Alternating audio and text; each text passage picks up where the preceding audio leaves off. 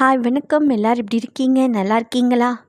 Video போட்டு ரொம்ப நாள் ஆச்சேன்னு சில பேர் கேட்டுக்கிட்டதுனால இன்றைக்கி ஒரு வீடியோ போடலாம். இன்றைக்கி ஆடி கடைசி வெள்ளி. அது மட்டும் இல்லை, ஆடி பூரம் கூட இல்லையா? ஆடி பூரம்னாலே எல்லோருக்கும் ஆண்டாள் நினைவு தான் வரும். ஆண்டாள் அவதரித்த தினம். ஆனால் ஆடிப்புறத்தில் இன்னொரு விசேஷம் என்ன நடக்குன்னா, மீனாட்சி அம்மனுக்கு, மதுரையில் மீனாட்சி அம்மனுக்கு ஏற்றி இறக்கிற வைபவம் நடக்கும். இது என்னென்னா, ஏற்றி இறக்கிறது என்னென்னா, மீனாட்சி அம்மன் ருதுவான, அதாவது பருவமடைந்த நாள்னு சொல்லிட்டு இன்றைக்கி மீனாட்சி அம்மனுக்கு ஏற்றி இறக்கிற வைபவம். ஒரு படியில் நிறையா நெல்லை நிறைச்சி அது மேலே விளக்கு வச்சு மீனாட்சி அம்மனுக்கு ஏற்றி இறக்கி திருஷ்டி கழிப்பாங்களாம். இது ரொம்ப பிரத்யேகமானது. அதாவது பக்தர்களுக்கு அனுமதி கிடையாது, அர்ச்சகர்கள் மட்டுமே பண்ணுவாங்க.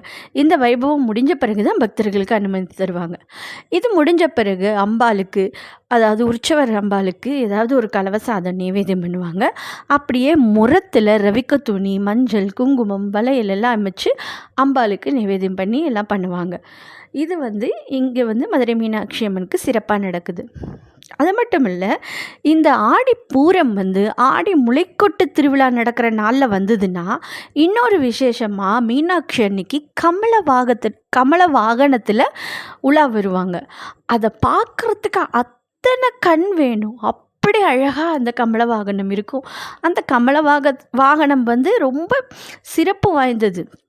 இதை மாதிரி ரொம்ப ஒரு அரிதான நிகழ்வு அது.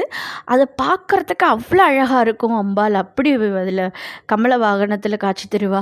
அந்த கமல வாகனத்தை பார்த்தா நம்மளுக்கு செல்வ வளம் பெருகும், எல்லா வளமும் பெருகுங்கிற மாதிரி சொல்லுவாங்க. இதுதான் மீனாட்சி அம்மனுக்கு ஆடிப்புறத்தில் நடக்கிற சிறப்பான நிகழ்வுகள். உங்களுக்கு இது பிடிச்சிருக்கா? லைக் பண்ணுங்கள், கமெண்ட் பண்ணுங்கள், ஷேர் பண்ணுங்கள், சப்ஸ்கிரைப் பண்ணுங்கள். நன்றி, வணக்கம்.